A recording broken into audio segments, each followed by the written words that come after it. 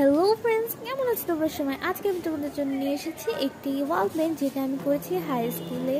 তো এটি আমি মূলত হেড স্যার রিকোয়েস্ট করেছিলাম।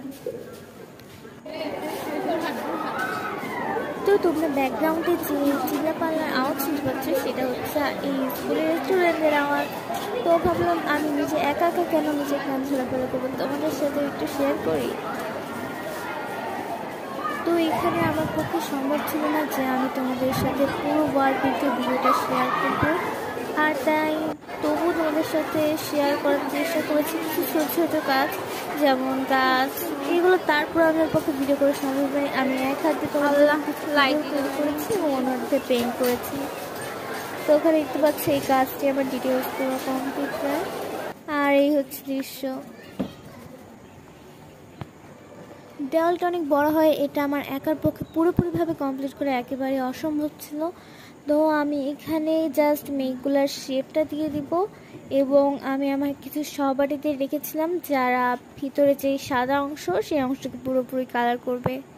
আসলে আমি এখানে চাইলেও পুরোপুরি ডিটেলস দেওয়া সম্ভব নয়, কারণ আমার কাছে কেবল 3 দিন সময় ছিল, আর আমি যদি এইটার প্রত্যেকটা জায়গায় ডিটেলস করতে যেতাম তাহলে আরও অনেক সময় লেগে যেত।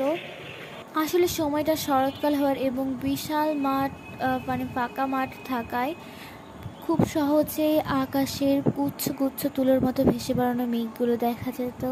তো প্রতিদিন যতই আমি এই মেঘগুলো দেখতাম ততই এক অদ্ভুত অনুভূতি হতো।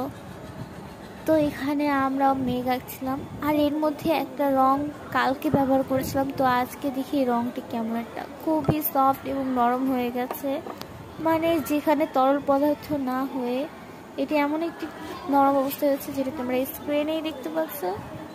তো আমার এখন এই রংটি লাগবে, তাই আমি এটিকে ভেঙে ফেলবো এবং ভিতরে তরল পদার্থ বেরিয়ে আসবে। তো এটা করতে খুব মজা লাগছিল, কিন্তু যাই হোক এটিকে ভেঙে ফেলতে হলো।